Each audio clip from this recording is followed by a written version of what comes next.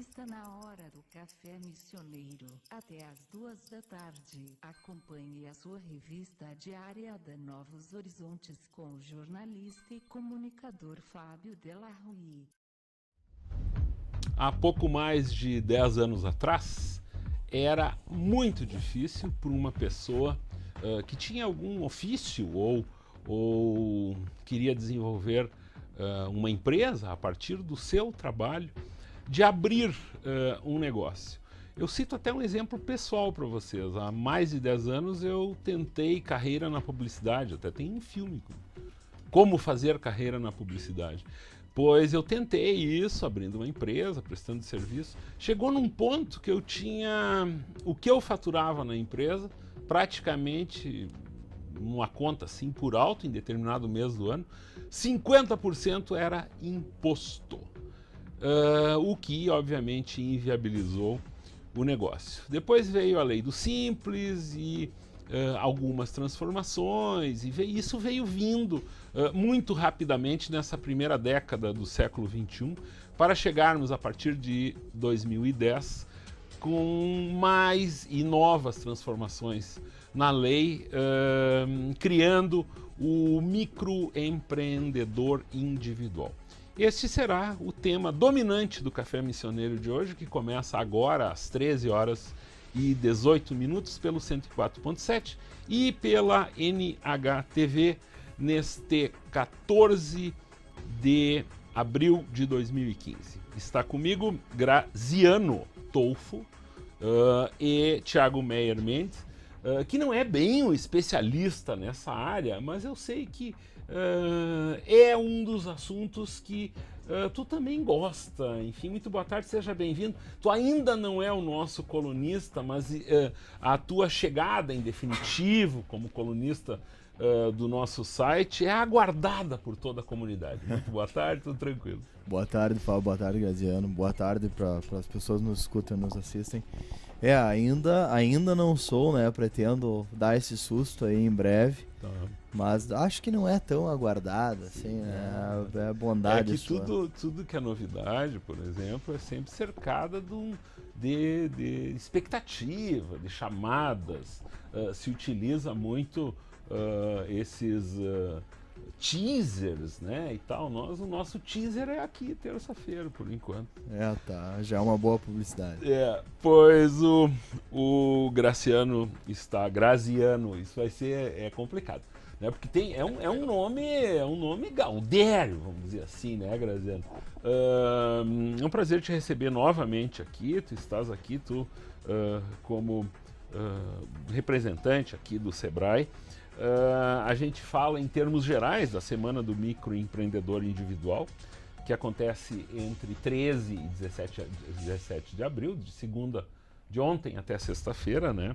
E o país inteiro, é interessante que começam a pipocar pautas, né? Ontem eu reclamava aqui de pautas positivas.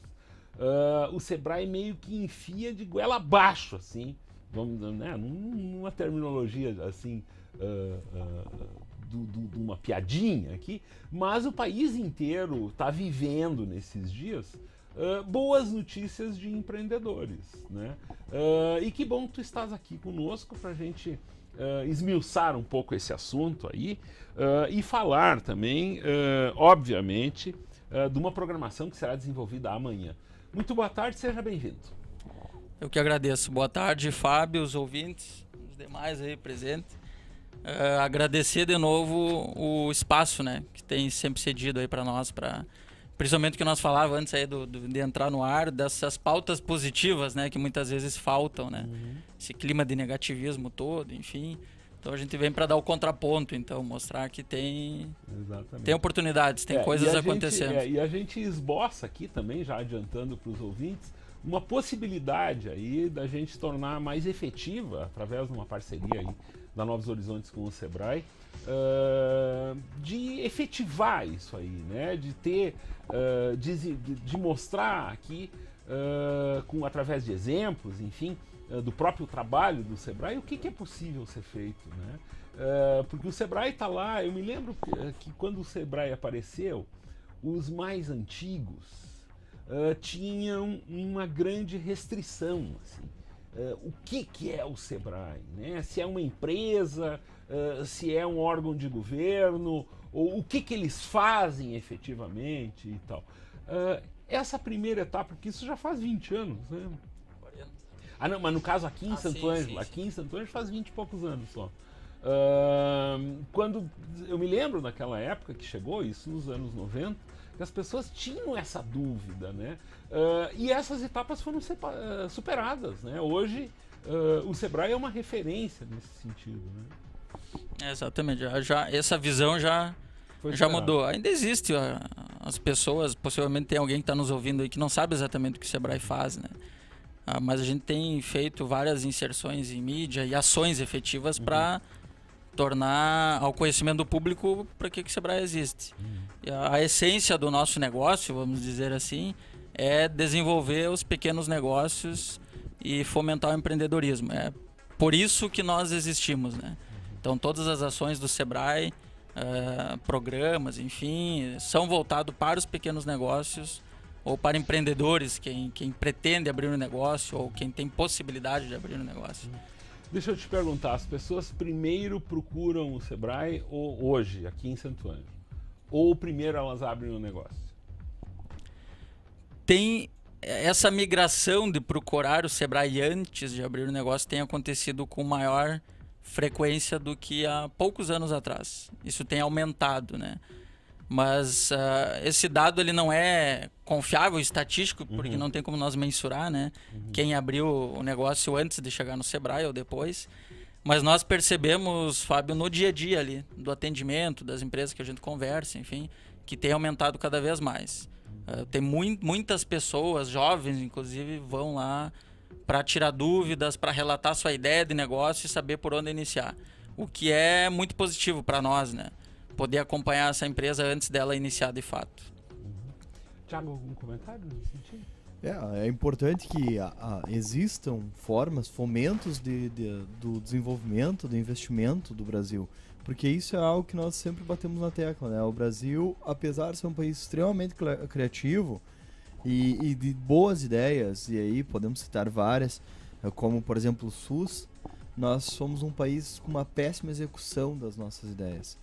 Nós criamos grandes grupos de ideias e formadores de opiniões, boas, como também cotas universitárias, a ideia da inserção na educação.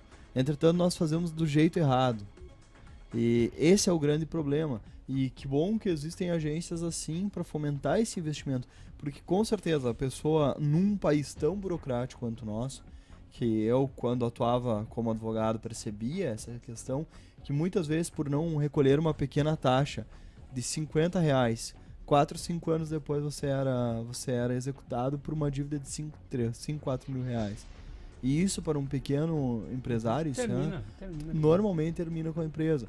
E é importante que haja, sim, essa regulação, porque a burocracia no Brasil é impeditiva, realmente impeditiva para o desenvolvimento. E criatividade nos sobra, o que nos falta é a capacidade de execução e é aprender como executar, porque a forma como a nossa burocracia faz torna muito mais difícil a execução do que a criação de algo. E é importante que haja, sim, quem desenvolva um trabalho junto a esses. Esse cenário, Graziano, que eu descrevi no começo, de um pouco mais de 10 anos atrás, e essa evolução em dois momentos, a partir do Simples e a partir da lei do microempreendedor, obviamente facilitou muito o trabalho do Sebrae. De que forma o Sebrae participou disso e de que forma ele se adaptou também, porque ele teve que passar por uma transformação. Toda essa burocracia descrita pelo Tiago, né, que é algo que já foi superado. Claro que existe e hoje, enfim, mas está muito mais fácil hoje abrir um negócio. Uma pessoa, enfim, vai pagar entre um pouco mais de 40, menos de R$45 aí de impostos por mês e está legalizado, né? De fato, a gente passou por uma grande transformação nesse período, né? O Sebrae tem um setor de políticas públicas que é um setor que pensa em criar ambiente favorável para os pequenos negócios. Então, a lei do microempreendedor individual tem a mão do Sebrae no sentido de ter pensado nela, pensado no texto, em levar isso aos entes públicos, enfim, e transformar isso. O Sebrae não tem poder para transformar lei, né? Para legislar, enfim. Sim. Mas nós temos o papel com esse setor de políticas públicas de pensar nesses ambientes, enfim, e entregar isso como proposta para as demais entes, né? Isso tem acontecido não só com o empreendedor individual, pode ser uma outra pauta, eu nem tenho conhecimento suficiente para falar sobre, mas o Sebrae tem, por exemplo, a gente tem a Rede Sim, que é um outro projeto que está acontecendo, que é para desburocratizar a abertura e o fechamento de empresas. Que é o que falasse antes, né? A dificuldade que era abrir o negócio e mais ainda fechar o negócio. Então, desde digitalizar todos os documentos, ter isso em meio eletrônico, enfim, isso tem um grande projeto do Sebrae envolvido, que é uma pauta que está acontecendo em paralelo a tudo isso que a gente vai falar hoje. Muito bem, a gente vai falar hoje, né? Eu vou fazer o primeiro intervalo aqui e em seguida a gente conversa de forma mais efetiva sobre um seminário que acontece amanhã entre 19 e 22h30 ali na Acisa, com entrada gratuita, porém as vagas são limitadas. A gente conversa sobre esta promoção do Sebrae aí em seguida. A melhor rádio do seu rádio.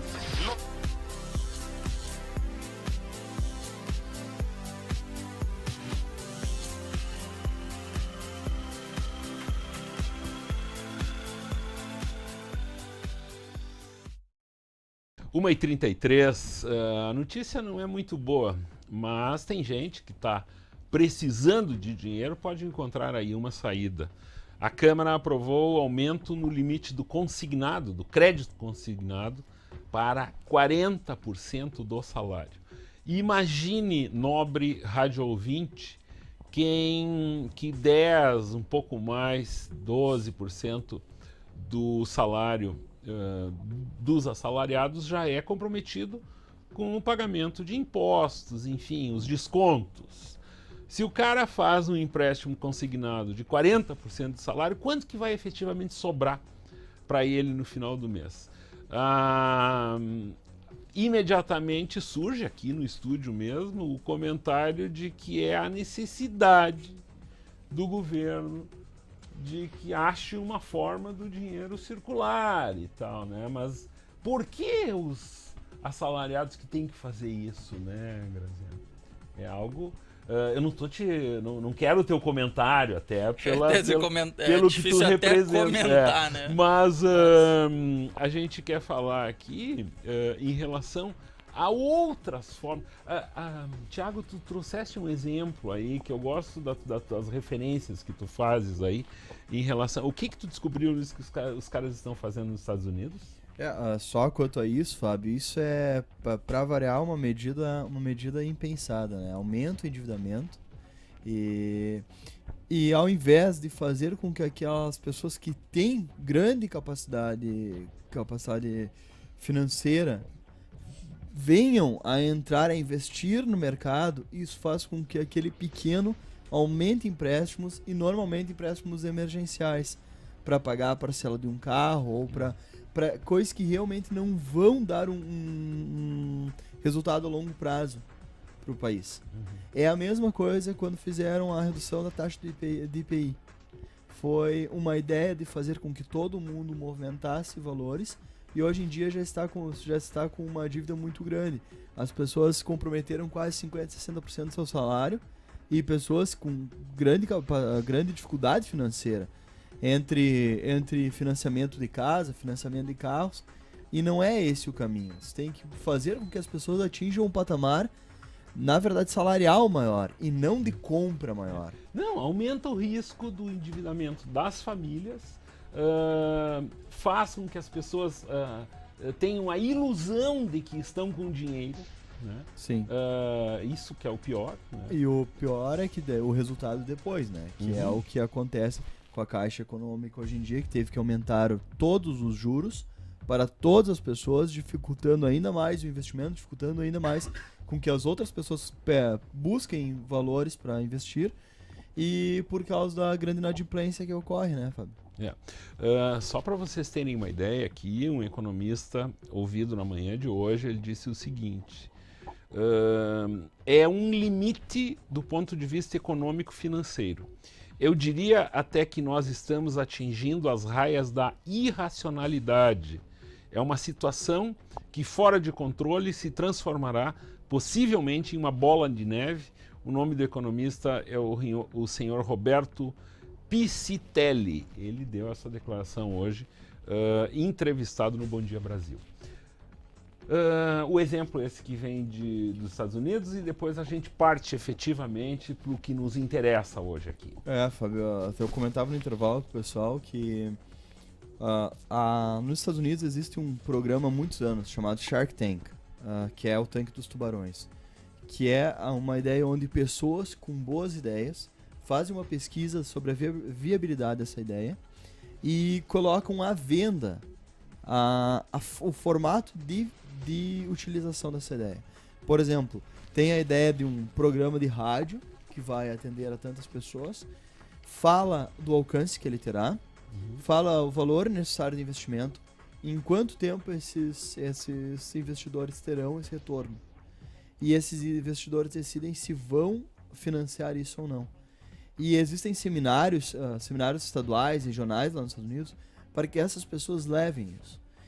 E isso, o governo dá uma diminuição de impostos, dá uma redução de impostos para as pessoas mais ricas que investem nesse tipo de desenvolvimento regional.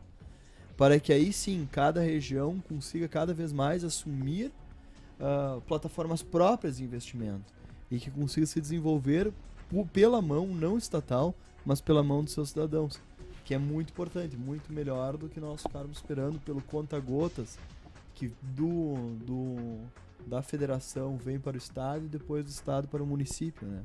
Nós sabemos que aí tem uma peneira muito grande, uma peneira inclusive de corrupções, etc., desvios, que é muito pior do que se nós conseguíssemos manter os valores aqui, investirmos aqui mesmo e de nós mesmos desenvolvermos, parar de jogar a culpa para o outro ou entregarmos no colo do outro aquilo que nós deveríamos estar tentando fazer. Muito bem. Thiago Meyer Mendes. Pois agora a gente conversa sobre outra forma de crédito, que é aqui, essa denominação, ela é muito interessante, que é o microcrédito, né? O microcrédito é algo para quem vai abrir um negócio, para quem necessita de um pequeno empurrão. Só que, na verdade, o que acontece com grande parte das pessoas que precisam de crédito é de que forma ela é orientada para chegar até o crédito que ela necessita ou o crédito que se encaixa dentro dessa necessidade. Pois estão aí agências bancárias, instituições financeiras com grandes necessidades de resultado. E elas acabam por vender produtos que, por vezes, a pessoa que está adquirindo não vai ter condições de pagar. E aí entra esse seminário que vocês vão realizar amanhã, e tudo contigo, Graziano, para nos explicar esses processos e o que vai acontecer no seminário de amanhã à noite. Bom, Fábio, o seminário de microcrédito, ele é pensando no público, né? Ele é voltado para o trabalhador informal, aquele que está fazendo o seu negócio sem ainda ter o CNPJ, sem ter formalização, regulação, e para o empreendedor individual, para aqueles pequenos negócios, né? Que, como falaste, né, muitas vezes precisa daquele empurrãozinho, né? É um pequeno valor para um estoque de uma venda que está aí para acontecer, mas ele não tem o recurso. Ou pensa, por exemplo, alguém da construção civil que precisa de um recurso hoje para executar uma obra que ele sabe que vai receber ele na frente, enfim, mas falta o recurso hoje. Então são N situações, né, onde o empreendedor se vê com a necessidade do crédito. E o que a gente identifica é que muitas vezes esse empreendedor tem dificuldade para acessar o crédito. Até porque tem muitas instituições oferecendo, enfim, E outra dificuldade é qual é o crédito mais adequado para o meu perfil de negócio, né? Que é pequeno, enfim, são microempreendimentos. Então, o seminário ele vem para mostrar as linhas de créditos mais adequadas para esse público, taxa de juro, prazo, enfim, e aproximar ele das instituições financeiras para negociar o crédito em si. Nesse sentido, então, a partir das 19 horas, eu gostaria que tu me desse mais ou menos essa programação. A gente nota que são palestras muito curtas, falas de 15 a 20 minutos, enfim, com uma diversidade ali de participantes e tal. Eu gostaria que tu me identificasse isso para mim. Então vamos lá, o seminário em si acontece amanhã. Quem está nos ouvindo aí, interessado no assunto, pode nos contatar durante o dia de hoje, amanhã, enfim, para fazer a inscrição, né? As vagas são limitadas. Amanhã inicia às 19 horas, começa o credenciamento dos participantes. A gente vai ter uma palestra do Sebrae, em torno de 15, 20 minutos. O tema é o que verificar antes de buscar o crédito. Então, uma fala muito rápida, mas nós vamos falar sobre a importância do crédito resolver os problemas da empresa, gerar mais resultado para a empresa. E não só tapar um buraco, enfim, como a gente fala no linguajar gaúcho, né? Sim. Depois a gente vai ter 15 minutos para cada instituição financeira. Os parceiros desse evento é Caixa Econômica, Banco do Brasil, Banrisul e Sicredi. Cada banco terá 15 minutos para fazer a sua fala do microcrédito, que cada banco tem a sua taxa de juros ou o seu formato, enfim. O que é microcrédito? Até que valor é considerado microcrédito? O microcrédito ele é até R$15 mil. E ele tem uma taxa diferenciada em relação a essas linhas de capital de giro ou linhas próprias de cada banco. Mais ou menos quanto a partir de 0,41%, menos de 0,5% ao mês. Sim. Então é um juro muito acessível, né, para o pequeno negócio. Então, o valor é até 15 mil. A primeira concessão do crédito vai depender de uma série de análises. Tá, eu vou ter que te perguntar uma coisa. Como que as instituições financeiras conseguem praticar um juro tão baixo? O microcrédito ele está dentro de um programa maior, né? Entra subsídio do governo, enfim, né? Para poder conceder esse tipo de taxa de juros. Então ele é bem específico. Alguns bancos até usam a metodologia de crédito produtivo orientado, porque ele na verdade a essência dele é não somente entregar o crédito, mas orientar quanto ao uso desse recurso, e ele tem uma taxa mais atrativa, menor. E devem existir mecanismos de fiscalização rígidos aí para isso, porque não é bem assim, a gente sabe que não é bem assim conseguir dinheiro em banco, né, rapaz? Fica difícil dizer o procedimento de cada instituição financeira, né? Mas o microcrédito, a ideia dele é... Claro que todo crédito exige a sua burocracia, né? Sim. Mas o modelo de microcrédito, ele veio justamente para diminuir essa burocracia. Ou aumentar a velocidade da concessão do crédito. Então, a ideia dele é não ser tão dificultoso assim como outros créditos maiores, linha de BNDES, por exemplo, ou outras linhas que a gente sabe que um negócio muito pequeno vai ter muita dificuldade de acessar. Claro. E por fim, após essa apresentação de cada uma instituição financeira, ocorre lá mesmo a rodada de negócio para os interessados. Exatamente. O grande diferencial de simplesmente ser uma palestra é ter a rodada de negócios, né? Ou rodada de crédito, enfim. Cada empreendedor que estiver presente vai poder conversar com a instituição que ele escolher, ou todas, se ele escolher. Então vai ser um momento que ele vai poder conversar, identificar como é que funciona a linha, qual é a capacidade dele de obtenção de crédito, fazer uma simulação, enfim, com cada instituição. Tá, para finalizar, ocorre então isso lá na CISA amanhã, a partir das 19 horas até as 22h30. Como é que é a questão das vagas aí? Como é que isso está funcionando? A gente tem 100 vagas pro evento, em função até do espaço lá, junto da CISA, né, que também é um dos parceiros aí do evento. Um bom número já está preenchido, mas a gente ainda tem vagas para quem está aí nos ouvindo, enfim. que tem um pequeno negócio ou é empreendedor individual e gostaria de participar e conversar com os bancos. Muito bem, essa foi a participação no Café Missioneiro de Graziano Tolfo, do Sebrae, que esteve aqui conosco. E eu desejo sucesso para vocês e vamos pensar aí em outras formas da gente tratar dessas questões ligadas aí ao microempreendedor, enfim, a participação do Sebrae. Eu te desejo sucesso, muito obrigado. E a gente já volta para finalizar com o Thiago Meyer Mendes aqui, o Café Missioneiro desta terça-feira. Boa tarde. Por enquanto.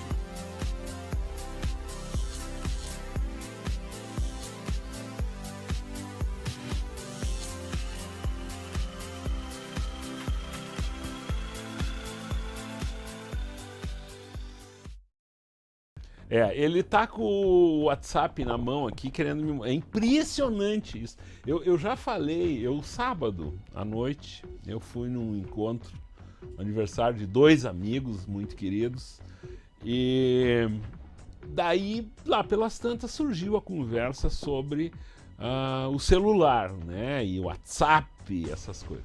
Eu já falei aqui que eu tenho uma grande dificuldade, e para mim isso é bom, porque eu não fico perdendo meu tempo.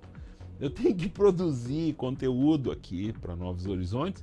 Se eu ficasse como o Matheus Rasta ali, por exemplo, lidando com aquele smartphone dele, com aqueles grupos todos que ele está, recebendo aquelas imagens que ele recebe, né? É impressionante a fofoca, né? Eu tô pensando no seguinte: na semana que vem, segunda-feira à noite, acontece um encontro aqui na cidade, trazendo de volta muitos santo-angelenses que estão há muito tempo longe daqui, para estar marcado desde o ano passado, enfim. Então a cidade vai receber filhos aí que saíram daqui há 40 anos. E talvez por isso, nos últimos dias, Santo Ângelo esteja como já esteve no passado aí, cheia de fofocas, de casos passionais e questões assim, um tanto proibidas para a mídia e tal. É impressionante, Thiago Meyer. E isso circula pelo um sistema de informação que o WhatsApp é perfeito para isso, para essa fofocaiada. Né? É o wikijornalismo, né? O jornalismo coletivo, né? Exatamente. O problema é que muita parte é fofoca e Mentira, esse é o filtro. Qual que é o filtro para isso? E aonde que nós chegaremos com isso também? Né? É uma coisa que... então, como eu disse, às vezes eu prefiro ficar à distância disso, mas é que meio que puxa, né? Eu acho que muita gente acha que me mandando isso que eu vou publicar ou coisa, ou não sei, né? O pessoal acha que vai te usar de canal de aumento do negócio. Exatamente. Pois tu me traz... eu tenho que te perguntar, no final de semana, então, eu sei que tu gosta muito do seriado. Como é que foi? Tu olhaste o que tu tanto queria? Olhei a estreia do Game of Thrones, né? Foi surpreendente, mais uma vez, os episódios tão muito bons. Tá, e é bem o que eu disse, né? Pelo menos aquilo que eu adiantei na semana passada é bunda e sexo. Não, mas até agora não tenho muita bunda. Mas faz a média pra te ver vai aparecer. Há de aparecer. E continue? Não, Fábio, só agora, puxando um pouco o assunto passado, né, da questão do microempresário, você falou de imposto, e eu acho que não posso ficar sem falar disso, que muitas pessoas falam com desconhecimento de causa que o Brasil é o país que mais se paga imposto no mundo, que não é. Tem N países, inclusive países do primeiro mundo, que cobram muito mais imposto que o Brasil. O grande problema do Brasil é sim nós não vermos o retorno desses impostos, né, Fábio? Nós pagarmos uma quantidade exorbitante de imposto, nós mesmo assim não termos uma boa educação, nós não termos uma boa saúde, nós não termos ruas bem asfaltadas, nós temos mais buraco do que asfalto nas ruas. Então eu acho que essa é a grande dificuldade que o brasileiro vê de ser cobrado tanto imposto, é não ter o retorno que deveria. Só quero fazer também mais um comentário quanto a manifestação de domingo, porque eu acho que isso também não pode deixar passar. Primeiramente, eu vou, como civil, eu vou me declarar que eu fui contra a reeleição da Dilma, assim, mas isso não significa de forma alguma que eu acho que o Aécio seria um grande presidente. Tão pouco a Marina Silva, eu acho que o Aécio já se envolveu em escândalos também. A Marina Silva, nós não saberíamos o que aconteceria com o Brasil, com ela assumindo uma pessoa muito instável, e isso prejudicaria a nossa economia. E, entretanto, nós não poderíamos colocar por 16 anos o mesmo partido e as mesmas pessoas no poder, a mesma cúpula. Essa é a minha opinião. E isso faz com que tivesse sim um fundamento para a manifestação. O grande problema é que eu quero perguntar para os manifestantes, e eu já participei de algumas manifestações, principalmente do ano passado, que o que se espera com a manifestação? Não adianta você falar fora Dilma e fora PT. Não. O Eduardo Cunha também já se envolveu em escândalos. Imagina se o Michel Temer se tornar presidente. Então, nós estamos num limbo político de simplesmente não saber o que se quer. E não é... Aí entra a questão da mídia social, do WhatsApp. Não adianta você mandar 12/4 vai ser ainda maior, leve mais um, etc, etc. Se você não sabe nem o que vai dizer pro outro, vamos lá manifestar. Manifestar contra o quê?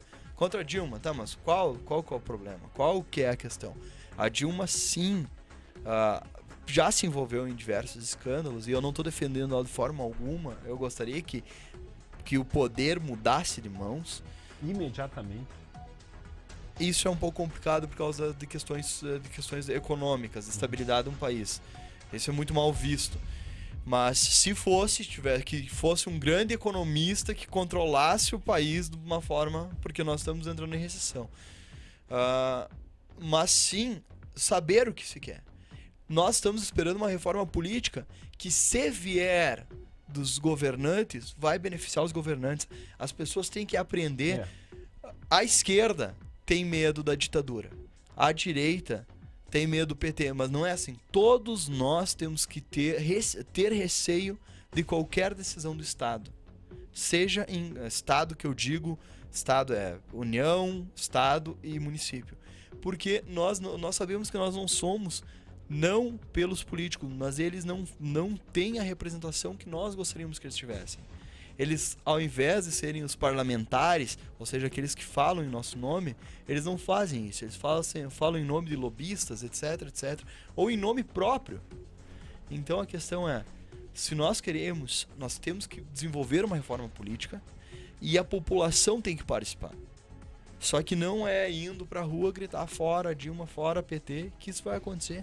Isso vai demonstrar que a população pode se unir, mas mesmo unida, ela não sabe o que quer. O que é um revés para a população. Muito bem. Thiago Meyer Mendes e sua opinião aqui no Café Missioneiro. Amanhã é dia de possível eleição no Clube Gaúcho. E um nome, conforme eu consegui apurar aí, poderá ser o presidente. Isso eu normalmente não faço especulação aqui. O que são apenas é uma visão em relação a uma possível modificação em algum dos cenários políticos locais. O vereador Jacques Barbosa se apresenta como possível novo presidente do clube, e ele mesmo me confessou a sua desilusão com a política local. Ou seja, ele se apresenta de uma certa forma cansado da forma com que a política funciona em Santo Ângelo.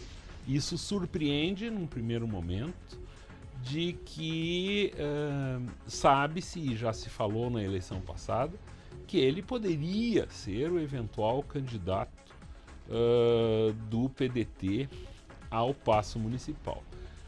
Pelo que indica, há uma espécie de um rompimento aí e uma desilusão política por parte do vereador, que diz que poderá fazer muito mais por Santo Ângelo, pela sociedade, representando o principal clube.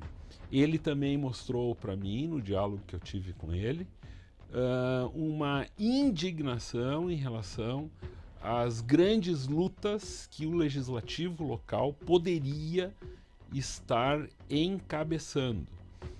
Ele citou pelo menos 9 itens aí que seriam grandes questões. O aeroporto, a questão envolvendo o prolongamento da 392, passando pelo aeroporto e chegando lá até a 285, e que, segundo eles, os vereadores se preocupam muito mais com o voto que poderão receber numa eventual nova candidatura, ou seja, resolvendo o problema de uma pessoa, tem-se mais um voto.